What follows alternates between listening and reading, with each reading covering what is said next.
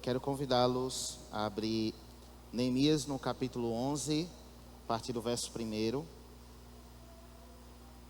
Neemias capítulo 11, verso 1. Nós daremos continuidade hoje à exposição do livro de Neemias. Pastor Jorge, ele encerrou o capítulo 10 no último domingo. E no primeiro momento, eu quero ler com os irmãos apenas os 2 primeiros versículos.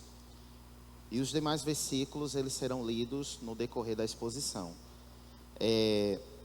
Nossa proposta hoje é a exposição do capítulo 11 todo, sendo que o capítulo 11 todo nós vamos trabalhar de uma forma panorâmica.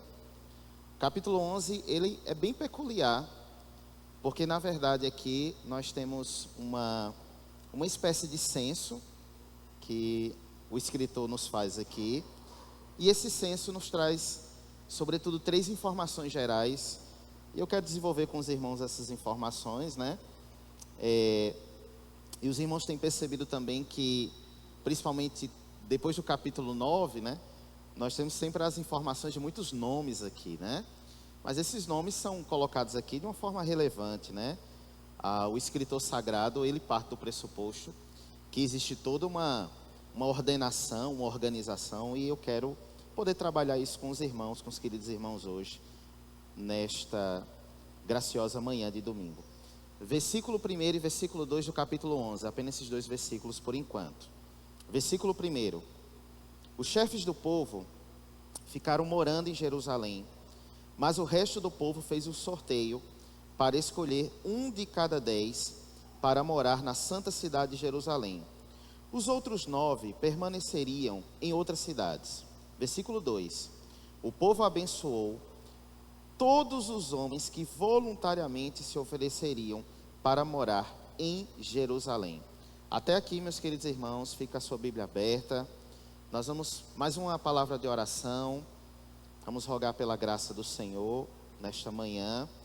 E alguns domingos atrás, alguns queridos irmãos vão recordar que eu havia pedido oração aqui por uma colega, na verdade a mãe de uma colega de trabalho da minha esposa, Dona Zezinha. Ela tinha sido acometida por 2 AVC. Na ocasião, quando nós pedimos oração, ela estava internada. E eu vim hoje agradecer aos irmãos pelas orações. Ela está em casa, se recuperando, voltou para casa, em processo de fisioterapia, mas diante do quadro que ela está bem melhor. Louvado seja Deus.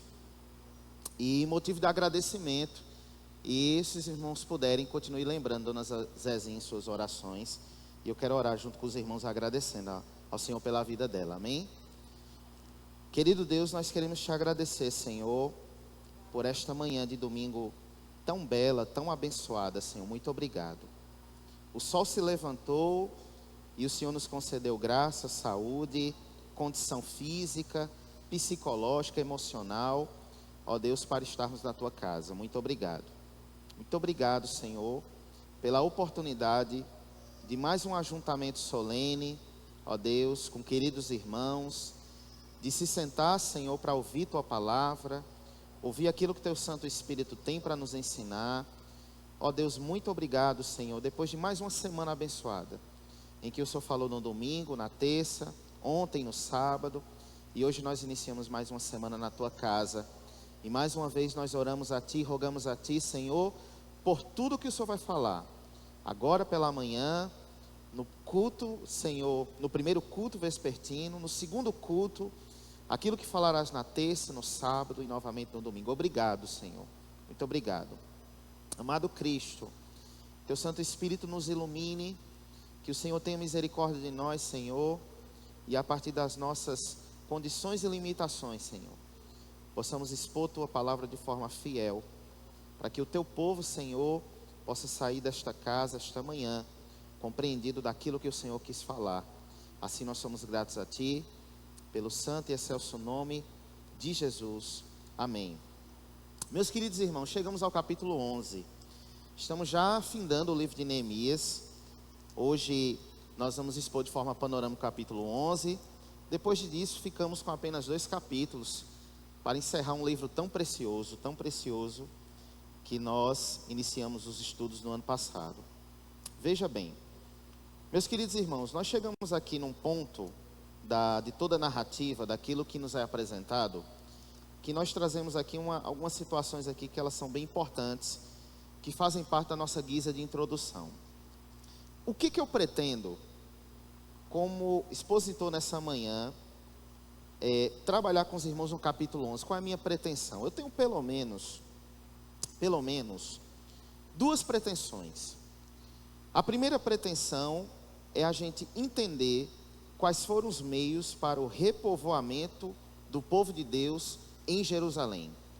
Esse capítulo aqui é um capítulo que ele apresenta toda uma ordenação e toda uma organização de repovoamento.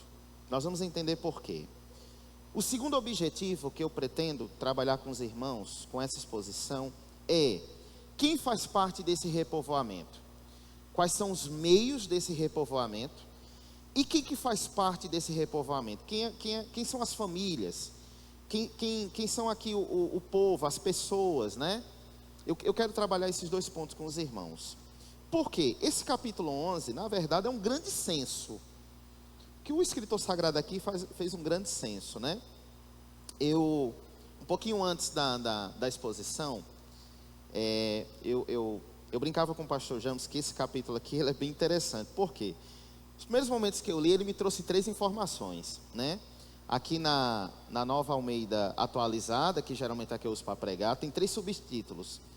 O primeiro subtítulo é a relação dos que voltaram, a relação dos que ficaram morando em Jerusalém, que é do versículo 1 ao versículo 19.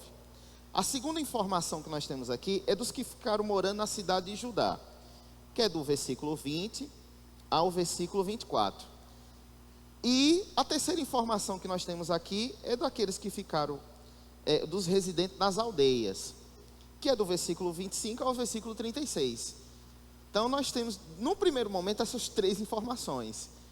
Então eu dizia ao pastor James, né, eu vou trazer 3, se formos pregar nessas 3 informações aqui, eu teria uma exposição de 3 minutos e meio, apenas para evidenciar aqui o que o escritor nos traz,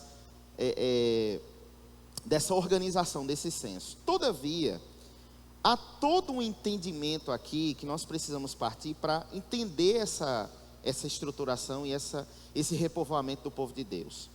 E eu quero começar pensando, antes de entrar no texto, eu quero pensar com os irmãos aqui, pelo menos 2 questões aqui que elas são bem interessantes. A primeira, esse capítulo 11 nos faz pensar acerca da importância da permanência da obra realizada.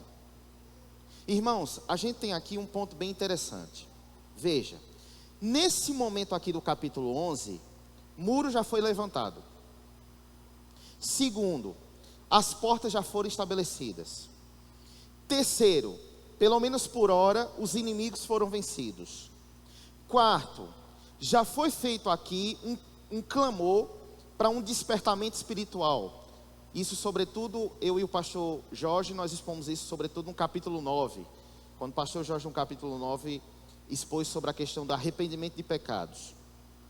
Eu iniciei o capítulo 9, o pastor Jorge terminou o capítulo 9. Essa parte de despertamento espiritual.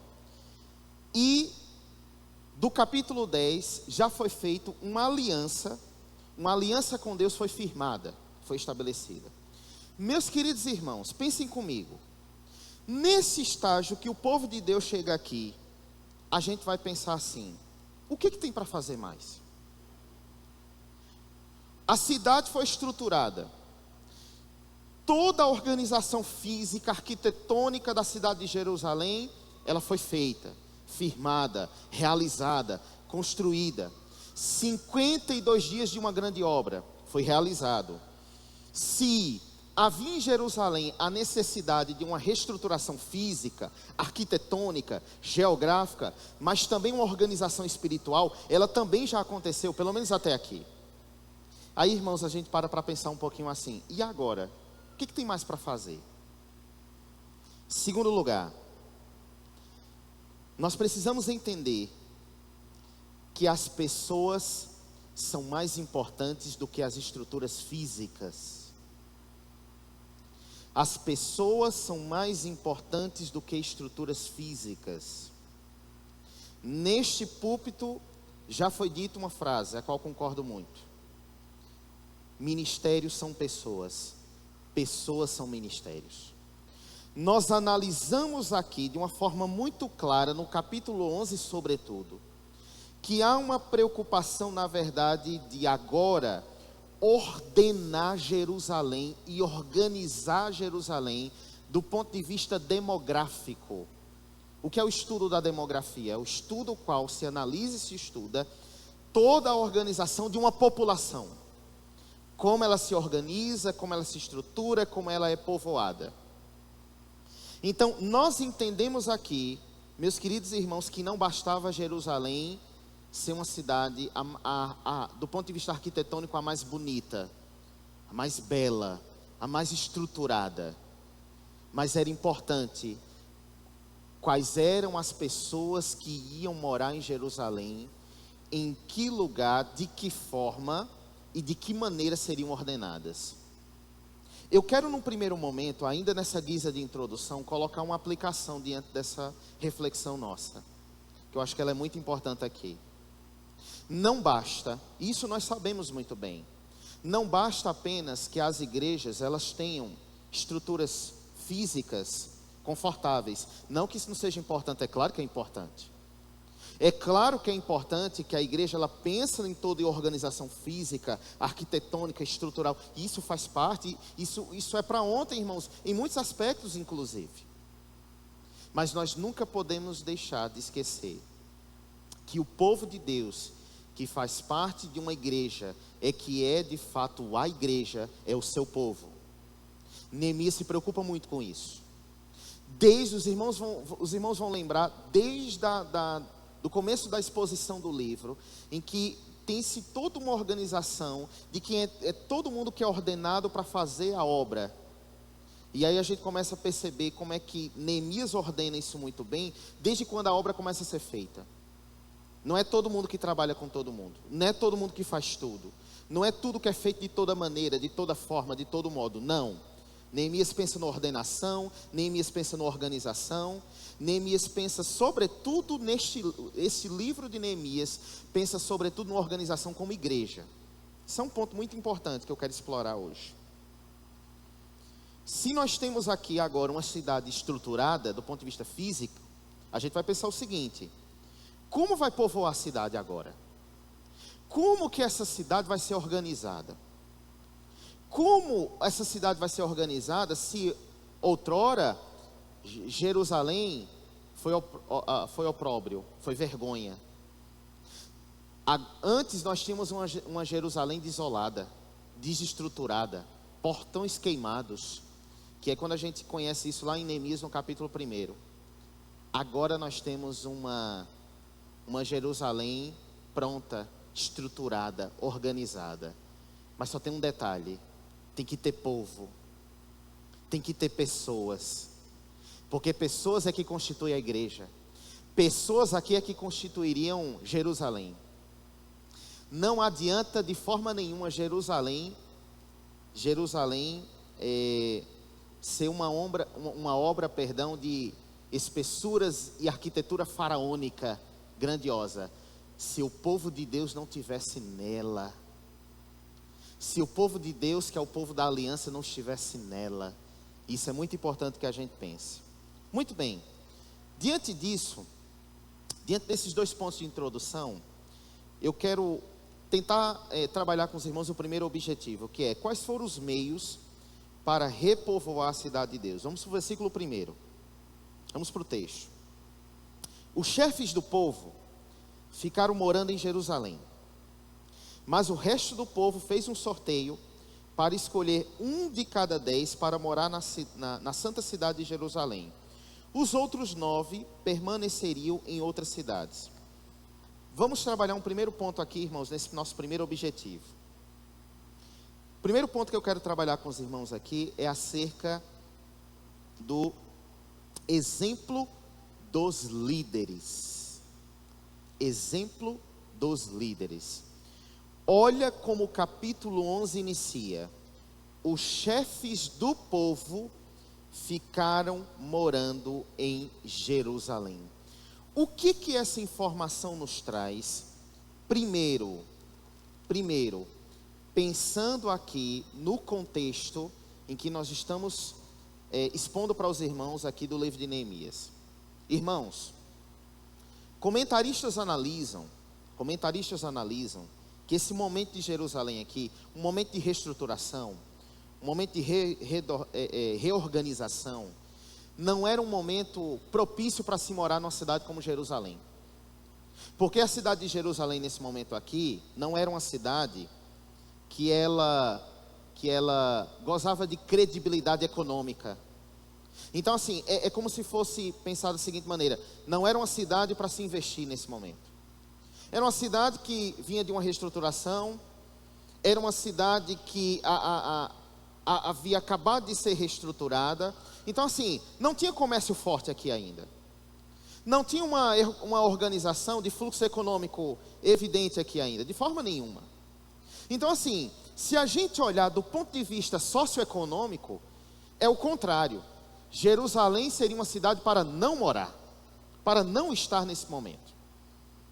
O que implica a gente analisar quando o escritor sagrado nos diz que os chefes do povo ficaram morando em Jerusalém?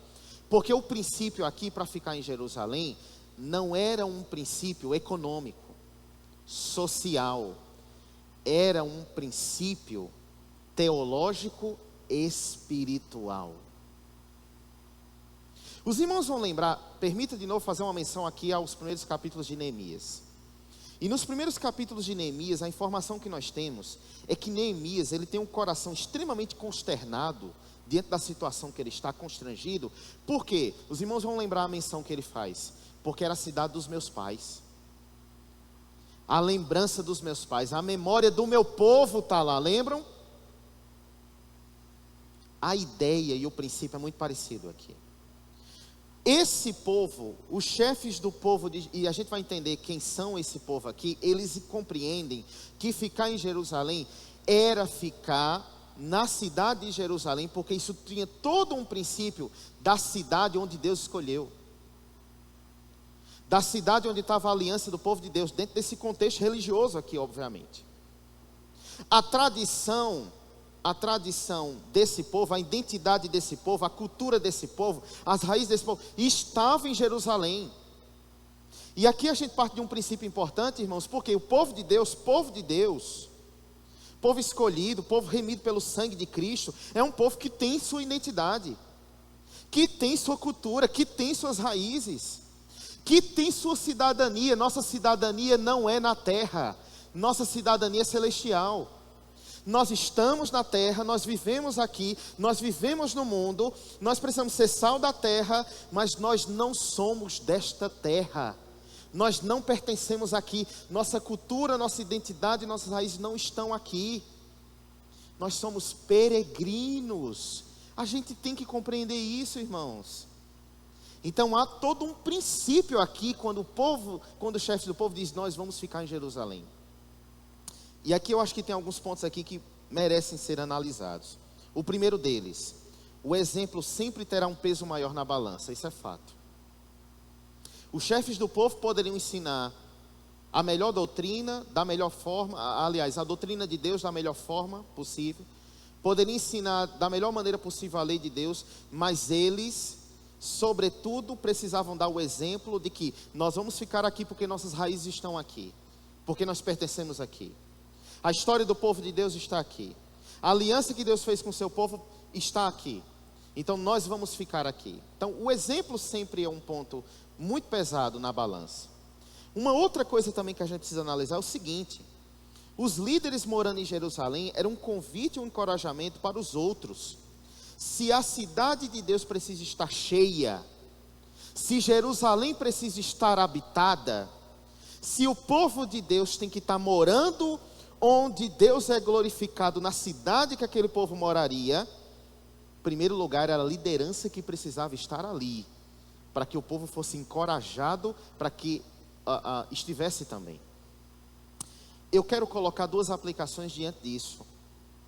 E pelo fato do livro de Neemias nos possibilitar uma análise muito perto daquilo que do que nós entendemos como igreja, eu acho que são aplicações muito importantes. A primeira delas, a gente aprende que o sucesso de uma obra, que a perseverança de uma obra, que a prosperidade de uma obra, leia-se que a obra de Deus, depende substancialmente do comprometimento de suas lideranças.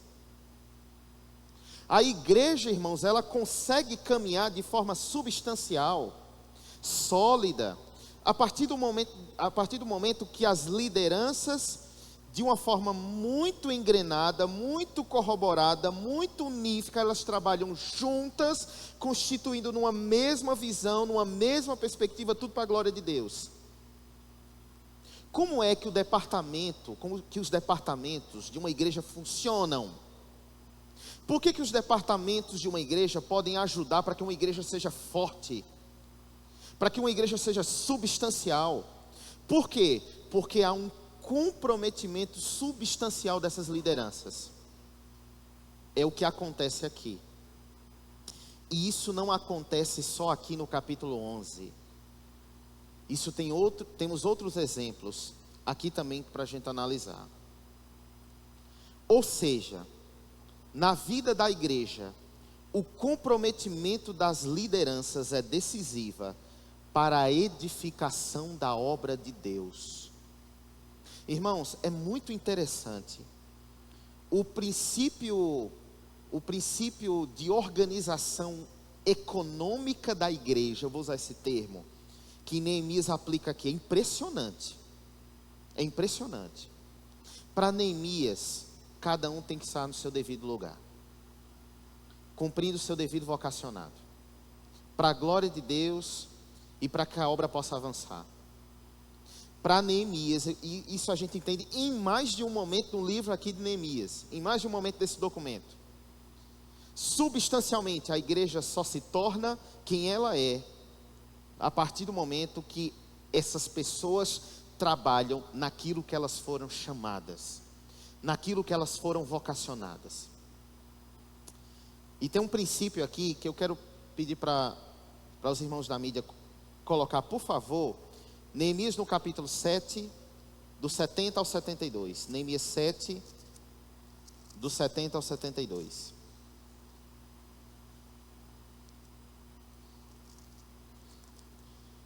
Versículo 70. Prestem atenção aqui na cadeia hierárquica de comprometimento com a obra de Deus. Alguns dos chefes das famílias contribuíram para a obra. O governador deu para o tesouro 8 quilos e 400 gramas de ouro, 50 bacias e 530 vestes sacerdotais. 71. E alguns mais dos chefes das famílias deram para o tesouro da obra 168 quilos de ouro e 1.300 quilos de prata. E o que o restante do povo deu foram 168 quilos de ouro, 1.200 quilos de prata e 67 vestes sacerdotais. Obrigado, irmãos. Os irmãos perceberam? Chefes de família, governador, chefes da família e o povo. O que isso implica? Sobretudo da gente entender todo o comprometimento de lideranças nesse momento de reestruturação física e espiritual de Jerusalém. Irmãos, ou a igreja é todo o corpo, ou não funciona como igreja. Se só braço trabalha, se só perna trabalha, se só olho trabalha, o corpo não funciona. Os irmãos compreendem? Substancialmente começa pelos chefes do povo. Nós vamos ficar em Jerusalém. Nós ficaremos. Em outras palavras, nós somos liderança. A responsabilidade é nossa. Irmãos, a gente tem que entender uma coisa muito importante. No reino de Deus não é diferente. Se eu sou liderança, existe uma responsabilidade implicada em tudo isso. Se eu sou alguma autoridade, há uma responsabilidade implicada em tudo isso. seja ela qual for, na dimensão que for, na proporção que for. Quando eu estou numa sala de aula com 35 adolescentes, quem é o adulto daquela sala sou eu. Quem é a autoridade naquela sala sou eu. A responsabilidade daqueles 35 adolescentes durante 50 minutos de uma aula é minha. A organização da aula é minha, a exposição da aula é minha, a disciplina daquela sala é minha. Aquilo ali faz parte, irmão, da responsabilidade que me é imposta como ser professor. Isso é só um exemplo. No reino de Deus não é diferente. No momento que eu negligencio alguma ação de liderança que me é colocada, eu não estou prejudicando a mim mesmo, ou aqueles que eu lidero, eu estou prejudicando todo. Eu estou prejudicando todo. Cabe ressaltar, meus queridos irmãos, que esse processo de repovoamento, de alguma maneira, nós podemos destacar pelo menos 3 razões. Das razões, do motivo desse repovoamento. O primeiro deles, Jerusalém era a cidade santa, cidade do povo de Deus. Segundo, Deus a separou como nação escolhida. Estar ali, irmãos, não era um princípio religioso. Eu tenho que estar aqui porque é uma tradição por estar aqui. Eu tenho que estar aqui porque é da tradição dos meus pais, então eu vou estar aqui. Não é essa a ideia, de forma nenhuma. Mas há um princípio espiritual. Nisso aqui, irmãos, eu acho que cabe uma aplicação sobre por que nós fazemos parte de um povo. Por que eu faço parte de uma comunidade? O que é fazer parte de uma comunidade? Por que eu congrego? Por que eu me sento para ouvir um sermão e ser ministrado? Por que eu canto louvores junto com os irmãos? Por que ou eu trabalho com as crianças, ou eu trabalho com jovens, ou eu trabalho com missões? Porque a gente precisa entender as razões da gente pertencer a um povo. O capítulo 11 me evidencia razões que a gente tem que compreender porque pertence a um povo. Irmãos, a gente compreende nessa perspectiva que o ato de congregar, ele não pode ser entendido como um ato religioso meramente. Eu não posso entender que o ato de estar num culto solene é um ajuntamento físico apenas, em que na verdade eu estou ali porque há algumas razões que me fazem estar ali. Porque meu pai começou ali na igreja, porque minha família já é há muito tempo, porque minha esposa gosta de ir, porque eu tenho algum tipo de obrigação que me faz estar. Não é esse o princípio que nós temos aqui, do porquê essas lideranças disseram: nós ficaremos em Jerusalém. Sobretudo para eles, há um princípio de que eles tinham consciência de suas raízes e onde deveria se estabelecer. Irmãos, a gente tem que ter consciência de por que nós estamos onde estamos, de por que eu congrego onde eu congrego, de eu entender a razão da minha fé, de eu entender o propósito que eu venho à igreja. Eu venho à igreja para quê? Mas eu venho à igreja para ouvir pregação. A ideia não é ouvir pregação por ouvir pregação, ou cantar por cantar. A ideia é você ter uma compreensão que você faz parte do corpo místico de Cristo.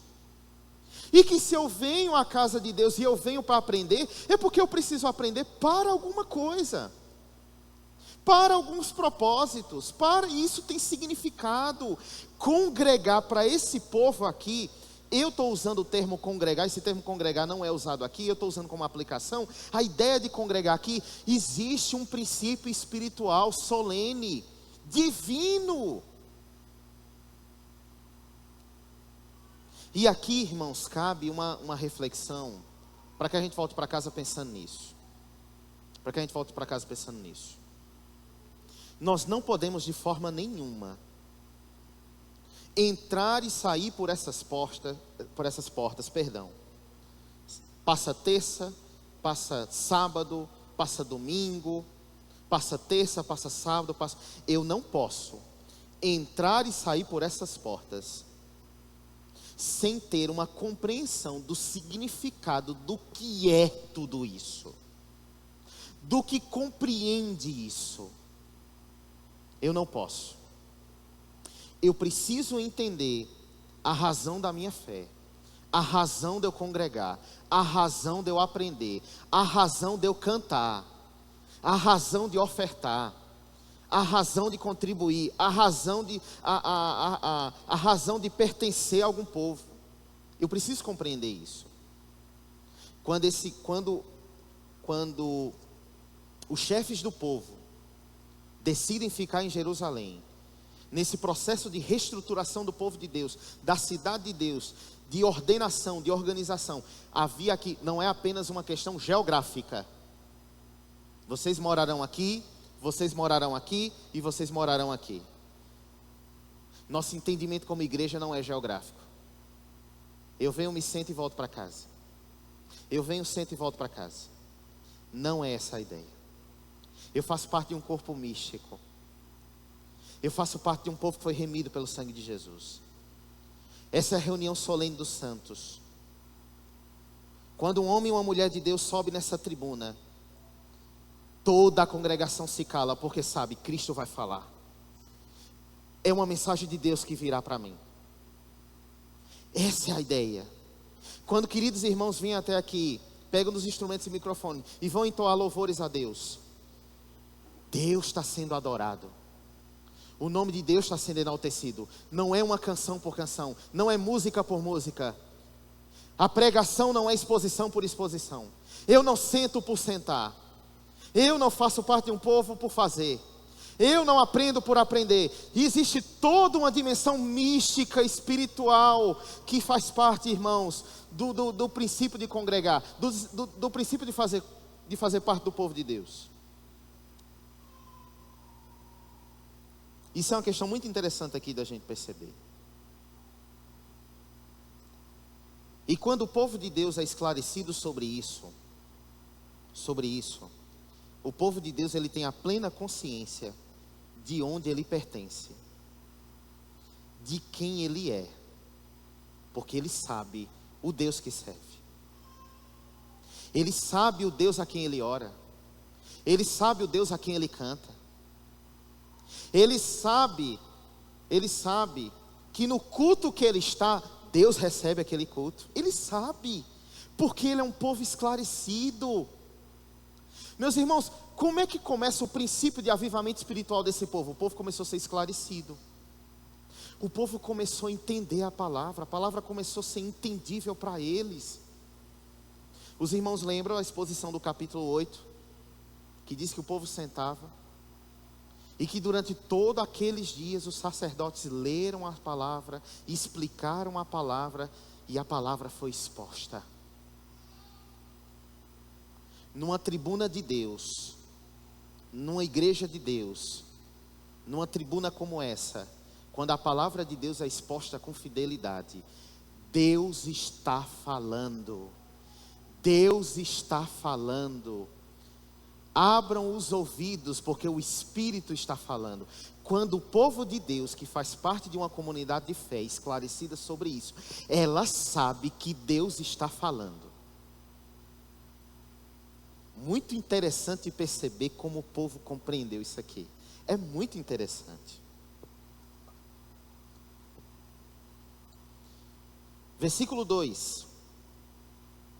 O povo abençoou todos os homens que voluntariamente se ofereciam para morar em Jerusalém. Olha que coisa interessante. Veja, irmãos, como eu havia comentado anteriormente, do ponto de vista econômico, Jerusalém não era uma cidade aqui para você morar, pensando nesse aspecto. Se pensasse do ponto de vista de empreendedorismo, Eu quero vir para essa cidade aqui porque eu quero empreender um comércio, quero trazer minha família, quero prosperar. Jerusalém não era a cidade aqui para você vir. Não era. Quando o povo, os chefes do povo, dizem, nós vamos ficar, pessoas se voluntariam.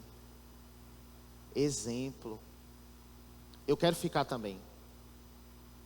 Em outras palavras, vocês vão ficar e vocês vão empreender a obra de Deus. Vocês aqui vão restabelecer a obra de Deus. Nós queremos ficar também. Entendem como no momento que as lideranças são extremamente atuantes, entenda como o povo se voluntaria. Detalhe, o povo abençoou esses homens. Em outras palavras, o povo estava reconhecendo o exemplo que esses homens estavam sendo. Por quê? Em primeiro lugar, esses homens não buscavam apenas interesses pessoais. Por quê? Se eles buscassem interesses pessoais, eles não ficariam. Não vai valer a pena ficar aqui? Mas eu vou ficar aqui para quê? Por que eu vou ficar nessa cidade? Se eu não tenho a condição de poder trazer o conforto para a minha família como eu gostaria, eu não vou ficar nessa cidade. Pelo contrário, nós vamos ficar. Não pelo nosso nome, mas pelo nome de Deus. Não pelo nosso nome, mas pelo nome de Deus. O que isso implica? Que esse povo, eles tinham consciência de que era corpo. Esse povo tinha consciência que era corpo. Se eu faço parte de uma comunidade de fé e penso apenas nos meus interesses, meus irmãos, eu não compreendi ainda qual é a compreensão de ser corpo de Deus, de ser corpo de Cristo. Eu não compreendi.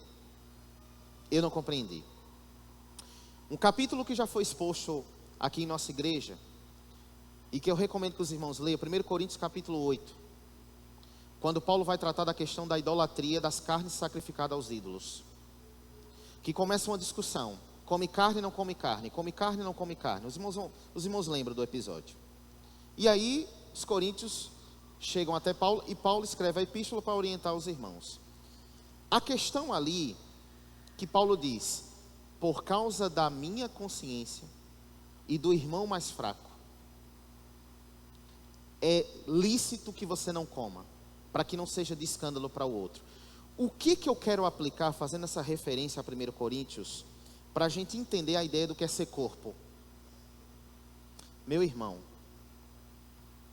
meu querido irmão, se eu faço parte do mesmo corpo, se eu sou pé e o irmão é mão, se não está bom para a mão, não está bom para mim que é pé. É preferível que o corpo funcione de uma forma toda bem ordenada, mas que nenhum seja maior do que o outro.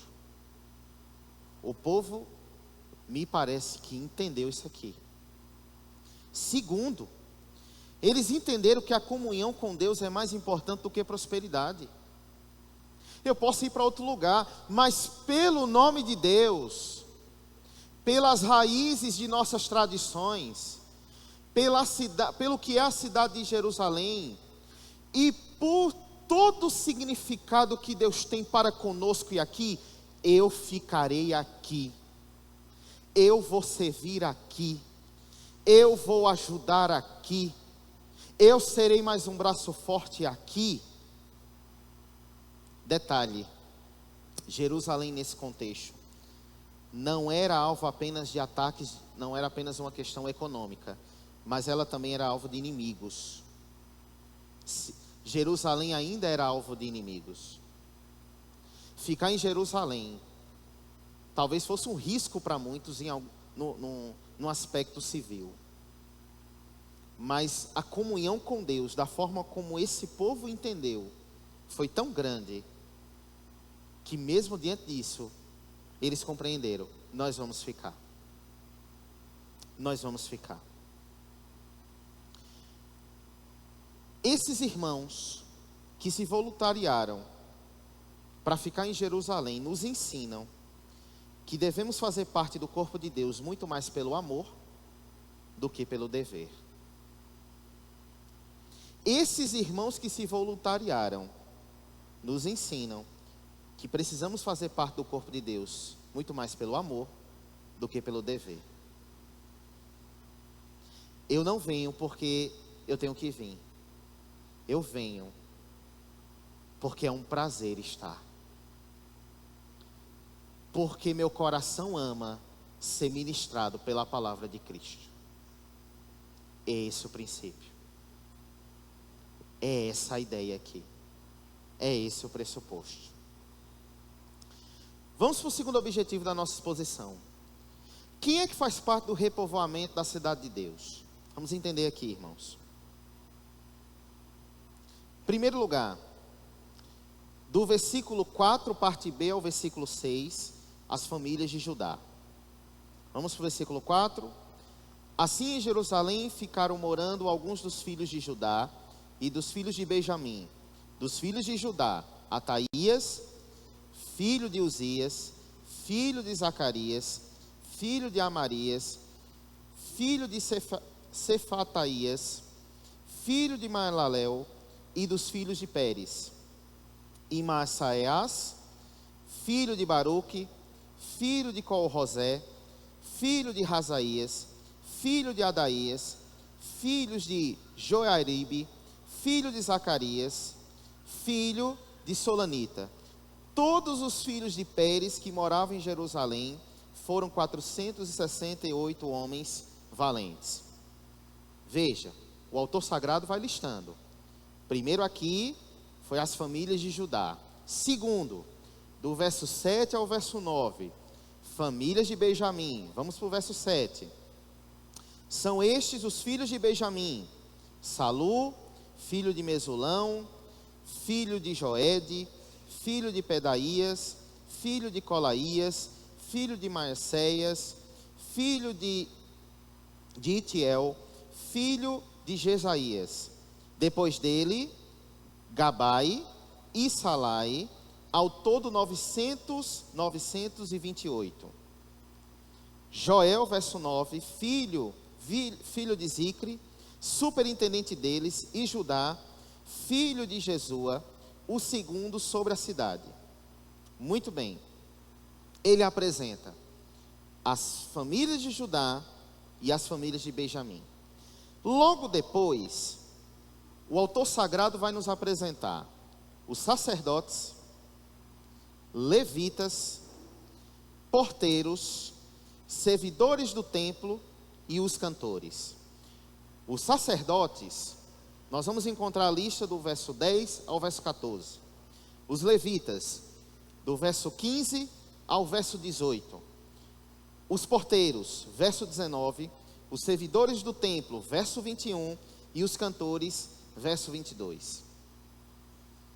Eu quero fazer algumas aplicações aqui, com base no povo, naqueles que fazem parte desse repovoamento. Irmãos, primeiro lugar, o repovoamento de Jerusalém precisa ser feito com dependência de Deus e planejamento humano. O repovoamento aqui é feito com dependência de Deus e com planejamento humano. Que aplicação, eu acho que ela é muito rica para nós, pensando como ordenação de igreja, organização de igreja, é que a dependência de Deus é fundamental. A dependência de Deus é preponderante em toda decisão. Vocês imaginam, irmãos, o quanto que é a gente pensar em alguns aspectos, o fardo emocional de lideranças pastorais, que por meio delas são tomadas decisões importantíssimas. De estruturação de igreja, de ensino de igreja, doutrina, ordenação, organização, estruturação, construção, gerenciamento, gestão financeira, física, burocrática, jurídica. Pense comigo, irmãos, se não fosse a dependência de Deus na vida de homens que desempenham esses papéis, como é que eles iam conseguir suportar um fardo? Da mesma maneira, o planejamento humano é preponderante, é fundamental também. Neemias nos ensina isso. E o que eu quero entender com os irmãos aqui? Que Neemias aqui ordena famílias, sacerdotes, levitas, porteiros, servidores e cantores. Meus queridos irmãos, Jerusalém não pode ter só cantores. Jerusalém não pode, irmãos, Jerusalém não pode ter só levita. Jerusalém não pode ter só servidores do templo. Uma igreja como o corpo de Cristo funciona de uma forma toda ordenada, de maneira que tudo corrobora em uma harmonia em que o corpo serve para a glória de Deus. É muito interessante a gente perceber, irmãos, como esse repovoamento aqui, ele não é feito de forma aleatória, arbitrária, sem critérios. Neemias usa critérios. Toda a ordenação e organização geográfica de Jerusalém terá todos nos seus devidos lugares, servindo como foram chamados. Que princípio fundamental para nós isso aqui.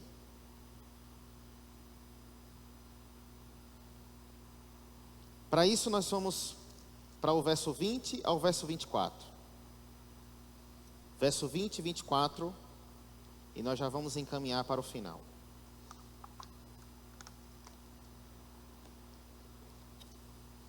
Verso 20. O restante de Israel, dos sacerdotes e dos levitas, se estabeleceu em todas as cidades de Judá, cada um na sua herança. Os servidores do templo ficaram morando em Ofel e eram dirigidos por Zia e Gispa. O superintendente dos levitas em Jerusalém era Uzi, filho de Bani, filho de Razabaías, filho de Matanias, filho de Mica, dos filhos de Asaf, que eram cantores a serviço da casa de Deus. 23. Porque havia um mandado do rei a respeito deles, e certo acordo com os cantores concernente às obrigações de cada dia. Olha a organização como era, irmãos, aqui. Detalhe, os levitas tinham autoridade sobre o povo, mas tinha superintendentes. Cada um fazia de acordo com as suas obrigações de cada dia, do que era ordenado em comum acordo, ajustado e organizado. Compreendem como tudo que concerne a obra de Deus parte de oração, planejamento, organização, estruturação, logística. Isso é muito importante. Isso é muito importante. Da mesma forma, irmãos, a gente percebe tudo isso na obra de Deus e a gente compreende porque tudo não é feito de toda forma. Meus irmãos, para cantar e adorar a Deus e louvar junto com a igreja, eu tenho que minimamente saber de harmonia musical, da composição de notas, de saber se a minha voz tem a condição de alcançar a tonalidade da harmonia. No momento que a gente vai evangelizar, eu tenho que entender a logística do lugar. Para quem a gente evangeliza? Como a gente vai fazer? Se estrutura como? É em grupos? Não é? Quem são os grupos? O bairro é tal, a estratégia é essa. O bairro é outra, a estratégia é outra. Por quê? São bairros diferentes, pessoas de escolaridade diferente, de condição social diferente. Tudo na obra de Deus parte de pressuposto de planejamento, de oração, de estruturação, de ordenação. Eu não posso fazer tudo de toda forma, de toda maneira. Como isso é claro aqui? Como isso é claro aqui? O verso 24. Petaías, filho de Mesezabel, dos filhos de Zera, filho de Judá, estava à disposição do rei em todos os negócios do povo. Eles eram ordenados para trabalhar para Deus e para trabalhar para o povo, para servir na casa de Deus e para servir a sua comunidade e ao contexto social que eles estavam. Irmãos, eu quero concluir essa exposição panorâmica do capítulo 11. Para ser mais didático, eu estruturei dentro de uma perspectiva panorâmica, diante do que o capítulo nos traz. Eu quero trazer apenas duas conclusivas para a gente encerrar nossa exposição hoje. Para isso, eu quero pedir para os irmãos da mídia, por gentileza, Wellington, colocar Neemias 7, verso 4. Voltar de novo ao capítulo 7. Neemias 7, verso 4. Eu quero que a gente volte para casa, diante do que nós ouvimos na exposição hoje pela manhã, pensando em duas coisas. Vamos ler o versículo 4 do capítulo 7. A cidade era espaçosa e grande, mas havia pouca gente nela, e as casas ainda não haviam sido reconstruídas. Muito bem, obrigado, Wellington. Veja bem, o capítulo 7 desse verso 4 evidencia já momentos posteriores da reestruturação da cidade de Jerusalém. Eu me peguei muito nessa expressão, Jerusalém tem espaço e Jerusalém é grande. E eu queria trazer duas aplicações aqui para a gente voltar para casa. A primeira, tem sempre espaço para crescer. Jerusalém aqui, nesse capítulo 7, era uma cidade espaçosa. Então, ela tinha condição de crescimento físico, estrutural, arquitetônico. E as casas ainda não tinham sido reconstruídas. Eu quero, irmãos, que a gente pense primeiro como igreja. E que há sempre espaço para crescer. Para crescer espiritualmente. E de forma saudável, de acordo com a vontade de Deus, numericamente. Tem sempre espaço para crescer. Tem sempre mais alguém para evangelizar, para trazer para a igreja. Tem sempre mais alguém para convidar, irmãos, para vir para um culto. Tem sempre alguém que está precisando e está carente de uma palavra. A igreja tem dimensão para crescer. A igreja tem espaço para crescer.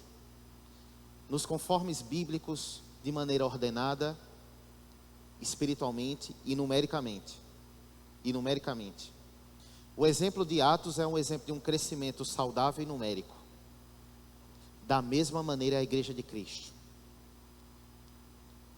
Segundo lugar, tem sempre espaço para crescer, pessoalmente e espiritualmente. Meu querido irmão que me escuta nessa manhã, não seja conformado com o que você sabe da palavra de Deus hoje. Conformado no sentido, eu não preciso aprender mais. Não suba isso no seu coração, meu irmão. Sempre tem espaço para aprender mais. Sempre tem espaço para conhecer mais de Cristo.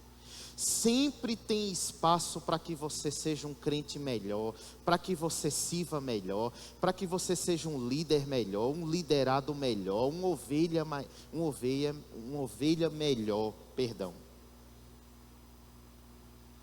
Jerusalém tem espaço para crescer. Você tem espaço para crescer, meu irmão.